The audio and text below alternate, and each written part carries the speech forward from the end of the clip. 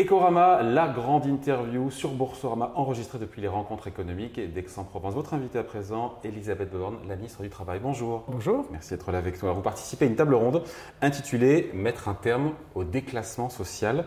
Comment est-ce qu'on explique que dans un pays comme la France, avec un modèle social qui est généreux, qui est redistributif, comment on explique que cette peur du déclassement soit aussi manifeste, prégnante? Surtout d'ailleurs aussi auprès des jeunes d'ailleurs. Je pense que c'est effectivement... Je ne nie pas la réalité. Je pense que c'est une crainte qui est forte chez les Français, qui a certainement des freins à la mobilité. Ce qui est aussi frappant, c'est que le ressenti est beaucoup plus fort sur ces questions que dans des pays qui, de fait, sont comparables. Par exemple, si on prend la part des enfants dont les parents sont dans les 25% de revenus les moins élevés qui demeurent, en fait, cette part est plus forte en Allemagne qu'en France, et pourtant le ressenti est inverse. Mais l'ascenseur peut-être fonctionne mieux chez eux avec un... Non ? En fait, je ne pense pas que ce soit le cas. Et on a aussi... Comment on explique cette différence de perception ? Je pense qu'on a un élément, moi, qui me semble important dans les facteurs explicatifs. C'est que, par exemple, 20% des Allemands ont l'impression d'être surqualifiés par rapport à leur travail. C'est 30% des Français et c'est 40% des jeunes Français. Donc je pense que ça renvoie aussi à des politiques propres à notre pays, y compris la belle promesse de démocratisation de l'accès à l'enseignement supérieur, qui s'est faite aussi au détriment de la formation, enfin de l'enseignement professionnel, et peut-être aussi au prix d'une dévalorisation d'un certain nombre de métiers. Et quand on voit que la part des diplômés de l'enseignement supérieur a augmenté de 20%, plus de 20% depuis 1985, et que la part des emplois de cadre a augmenté de 10%, on voit qu'il y a un désajustement aussi dans les formations et qualifications. Avec des formations longues qui ne permettent pas d'avoir le job qu'on a envie d'avoir finalement. En fait, je pense qu'on valorise insuffisamment des métiers qui recrutent, dans lesquels on a des tensions, et c'est tout le sens aussi des politiques qui sont portées depuis le début du quinquennat, de mettre fin à l'assignation sociale. C'est au cœur du projet d'Emmanuel Macron et c'est au cœur de ce qu'on porte depuis le début du quinquennat. Par exemple, sur la réforme de la formation professionnelle de l'apprentissage de 2018, l'idée c'est bien de permettre à chacun d'accéder à la formation professionnelle tout au long de sa vie et donc d'avoir plus de chances de progresser ou de rebondir. Et on a, depuis le début de la crise, accentué les efforts dans ce domaine. C'est vrai avec le plan Un jeune, une solution, avec à la fois le développement de l'apprentissage, avec l'accompagnement des jeunes qui sont éloignés de l'emploi, avec le mentorat, qui est quelque chose de très important, parce qu'on a besoin que quelqu'un vous tende la main quand on veut rentrer dans la vie professionnelle, quelqu'un qui a de l'expérience, voilà. Et donc toutes ces politiques-là, c'est vrai aussi avec tous les outils qui doivent accompagner les reconversions professionnelles, comme transition collective, pour permettre à des salariés dont les emplois sont menacés de rebondir vers des métiers qui recrutent. Donc c'est tout l'effort qu'on fait depuis le début de la crise pour accélérer la capacité qu'on donne à chacun de se former tout au long de la vie pour pouvoir rebondir. Et donc pour vous, c'est une question, cette peur du déclassement en France, elle est plus forte que la réalité du déclassement. Après, c'est difficile, mais on pourrait poser la question sur l'inflation, sur la sécurité. Je pense en tout cas que l'écart entre la promesse qu'on attend quand on s'engage dans l'enseignement supérieur et la réalité des métiers qu'on peut vous proposer doit accentuer certainement cette perception. Bon, alors si on ne parle pas en tout cas des variants, mais on parle de la reprise économique, ça s'améliore indiscutablement, tous les chiffres sont. D'ailleurs, l'INSEE vient de projeter une croissance de 6%, au-delà encore une fois de l'objectif du gouvernement, mais on est prudent évidemment avec le variant Delta. Après, comment est-ce qu'on réduit intelligemment les aides, notamment les aides à l'emploi? C'est cette sortie du quoi qu'il en coûte, sans casser la reprise, sans braquer encore une fois les Français. Il faut avouer que c'est pas simple, c'est périlleux cette sortie du quoi qu'il en coûte. C'est peut-être plus compliqué que de faire le quoi qu'il en coûte, que d'en sortir. Enfin, c'est sûr qu'il faut être très prudent dans la façon dont on diminue ces aides d'urgence. C'est ce qu'on fait par exemple sur l'activité partielle. On n'a pas supprimé les aides du jour au lendemain. On a une sortie progressive avec, par exemple, pour les secteurs protégés, ceux qui ont été le plus fortement percutés par la crise. On a maintenu une prise en charge intégrale de l'activité partielle tout au long du mois de juin et depuis le début du mois de juillet, On a mis en place un reste à charge pour les entreprises de 15% et on va évoluer de façon progressive jusqu'à un retour à l'activité partielle de droit commun à partir du mois de septembre. Mais il y a des outils qui permettent aux entreprises de protéger durablement leurs emplois, c'est notamment l'activité partielle de longue durée, où vous pouvez protéger vos emplois avec une prise en charge très généreuse de l'activité partielle jusqu'à 24 mois. Je disais qu'en Israël, alors pour le coup, c'est assez intéressant parce que personne n'est pris au dépourvu puisque le gouvernement va moduler les aides sociales en fonction de la situation économique. Quand le taux de chômage passe sous les 10%, les allocations de chômage elles sont réduites de 10% et en dessous de 7,5% de taux de chômage, les allocations, en tout cas pas les allocations, mais les aides anti-crise sont supprimées. C'est une bonne solution, c'est pragmatique que de tout prévoir comme ça avec des seuils. Alors je pense que le fait que les règles de l'assurance chômage tiennent compte de la situation économique, c'est une bonne idée et c'est ce qu'on fait dans la réforme de l'assurance chômage avec des clauses de retour à meilleure fortune. Donc cette réforme, elle s'applique depuis le 1er juillet avec dans un premier temps le maintien des règles. Pour avoir droit à une allocation chômage, il faut avoir 4 mois, travailler 4 mois comme c'était le cas précédemment. On passera à 6 mois quand tous les indicateurs seront au vert, notamment sur la baisse des demandeurs d'emploi et le nombre d'embauches. Et je pense que dans le principe, c'est effectivement une bonne idée d'ajuster ces règles en tenant compte de la situation du marché du travail. Elisabeth Borne, le fait de se former, vous dites c'est très important de se former tout au long de sa vie. Pendant les salariés qui ont été en chômage partiel, certains ont eu des formations. Je crois que c'est 300 000, je pense, de contrôle. C'est ça le chiffre, 300 000 ? Oui, absolument, en 2020, oui. Ouais, et certains pays, notamment les Pays-Bas ou les pays nordiques, ont imposé des formations salariées. Il a fallu aller plus loin. Écoutez, je pense que ce qui est important, c'est de proposer des formations qui soient adaptées. Et on a, pour l'année 2021, travaillé très étroitement avec les branches professionnelles, parce qu'on voit bien qu'une petite entreprise n'est pas forcément à même d'inventer elle-même la formation qui est pertinente, notamment pour faire face à la transition écologique, à la transition numérique. Donc on a des formations clés en main qui sont à disposition des entreprises pour leur permettre de former leurs salariés, notamment ceux qui sont en activité partielle. Ouais, et puis la crise du Covid qui a changé, il faut dire, l'ordre des priorités pour pas mal de salariés, notamment évidemment dans les services, avec, on le sait, des jobs qui sont parfois mal payés, des horaires qui sont décalés, qui sont imposés, prendre des transports quand il y a du monde, qui sont bondés. Vous comprenez tous ces salariés qui n'ont plus envie de cette vie-là aujourd'hui? En tout cas, je pense que c'est important que les entreprises, en particulier celles qui ont des forts besoins de recrutement, je pense à l'hôtel, café, restaurant, ce secteur qui a perdu des salariés dans la crise, qui sont passés à autre chose, soient attentifs à la qualité des emplois qu'ils proposent.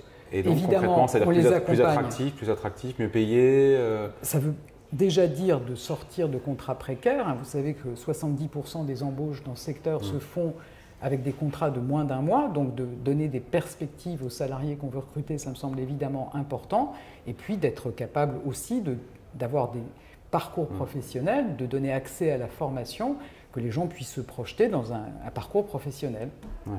Après les horaires, c'est les horaires dans la restauration, on dîne à oui, certainement. 22 heures, il n'y a pas grand-chose à faire. Du coup, dans chaque métier, on a forcément des contraintes, mais c'est important de réfléchir à la façon donc ça revient aux entreprises de proposer non plus seulement des jobs, mais des bons jobs, parce qu'il y a des salariés qui aujourd'hui se sont rendus compte avec la crise, ils n'avaient plus envie de ces vies-là. Alors moi, je crois beaucoup à ces good jobs du rapport Blanchard-Tirole.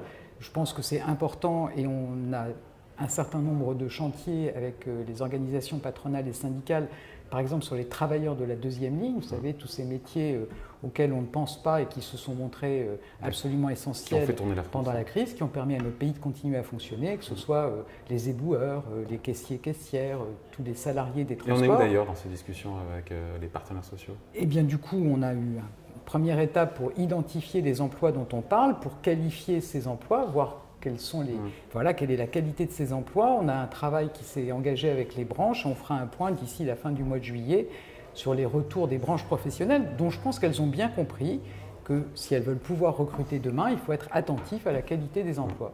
En même temps, la difficulté à recruter, c'est le premier obstacle aujourd'hui à la reprise. C'est ce que dit Geoffroy Roux de Bézieux, le patron du MEDEF.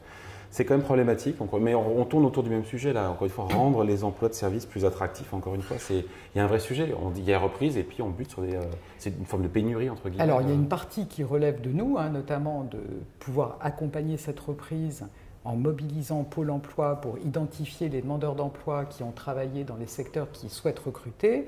de faire des job dating pour présenter ces métiers, de former les demandeurs d'emploi. Vous savez qu'on fait un effort sans précédent depuis le début du quinquennat avec 15 milliards d'euros dans le plan d'investissement dans les compétences. On va passer de à peu près 600 000 demandeurs d'emploi formés par an à plus d'1 million. Et je pense que c'est important de permettre aux demandeurs d'emploi de se former dans les métiers qui recrutent. Ensuite, il y a aussi de la part des entreprises à être attentifs à la qualité des emplois qu'ils proposent. On trouve un job plus facilement, c'est-à-dire c'est mathématiques, c'est statistique quand on a une formation, quand on est demandeur d'emploi. Je pense que c'est un des éléments importants, voire même essentiels de l'accompagnement des demandeurs d'emploi, de pouvoir leur proposer des formations dans les métiers qu'ils recrutent. Un petit mot du télétravail, j'avais le patron d'AXA, Thomas Buberl, qui était à votre place, qui me disait, nous, le new normal, alors il n'a pas dit comme ça, la nouvelle normalité, ça sera, en tout cas chez AXA, 2 jours de télétravail par semaine.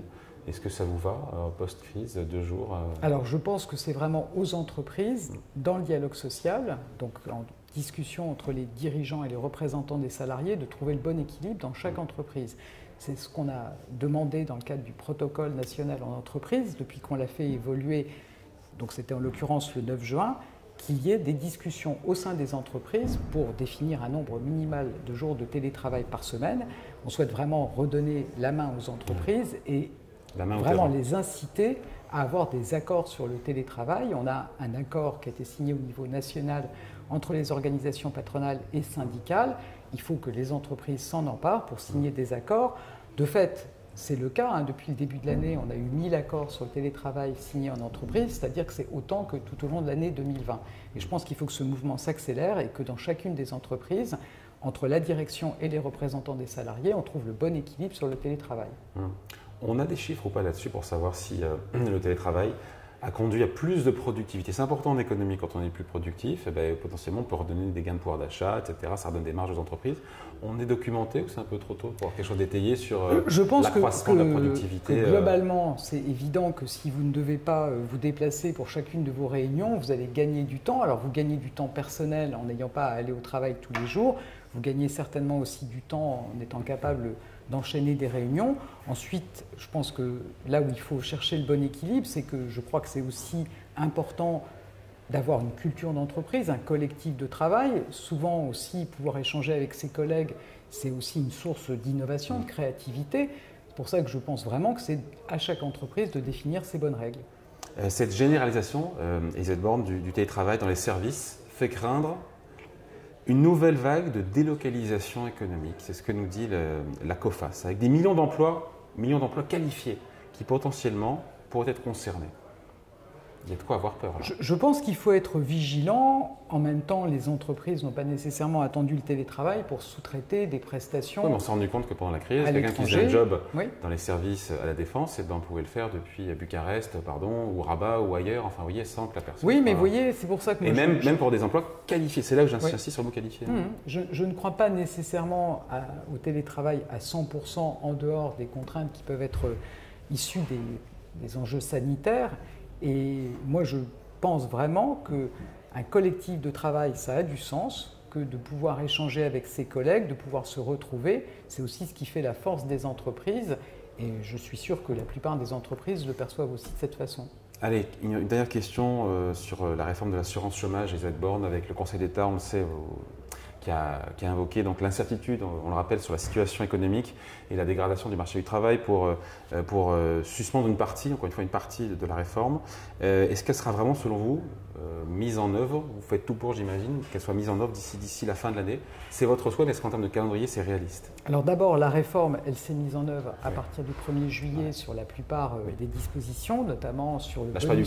Sur le calcul du salaire. Mais je pense que c'est important d'avoir en tête que depuis le 1er juillet, il y a un bonus-malus pour les entreprises. Elles ont une cotisation chômage plus basse si elles proposent des CDI, des emplois, des contrats longs, et elles peuvent avoir un malus si au contraire elles recourent de façon excessive. Il est de combien le bonus et le malus? Il y a 1% de bonus et un peu plus d'1% de malus. C'est assez incitatif? Je pense que vous savez, 1% de la masse salariale pour beaucoup d'entreprises, ça se voit directement dans le résultat et donc je n'ai pas de doute que c'est incitatif. Et du reste, les branches qui sont concernées, puisque ça s'applique à 7 secteurs de l'économie pour les entreprises de plus de 11 salariés, ont pris contact avec mon ministère pour voir comment elles peuvent sortir des contrats courts. Mais moi je souhaite que la réforme s'applique en totalité le plus rapidement possible. Donc on reviendra vers le Conseil d'État prochainement. Avec un argumentaire en disant, voilà, ça vous a surpris quand même que le Conseil d'État dise, voilà, invoque encore une fois la dégradation du marché du travail. C'est pas surprenant comme motif, non? Alors écoutez, moi je n'ai pas à me prononcer sur les motivations du Conseil d'État. En tout cas, je souhaite qu'on puisse rassurer pleinement sur le fait que l'économie repart, que le marché du travail est dynamique. On a battu les records d'embauche avec une majorité en plus de CDI au mois de mai. Et donc je pense qu'on a bien les éléments pour rassurer sur la situation économique et sur la situation du marché du travail. Et c'est ce qu'on va faire le plus rapidement possible. Et le calendrier, c'est quoi? Vous reviendrez quand vers le Conseil d'État? Écoutez, je pense que d'ici la rentrée, on aura l'occasion de représenter au Conseil d'État les bonnes performances économiques, le redémarrage de l'activité et du marché du travail.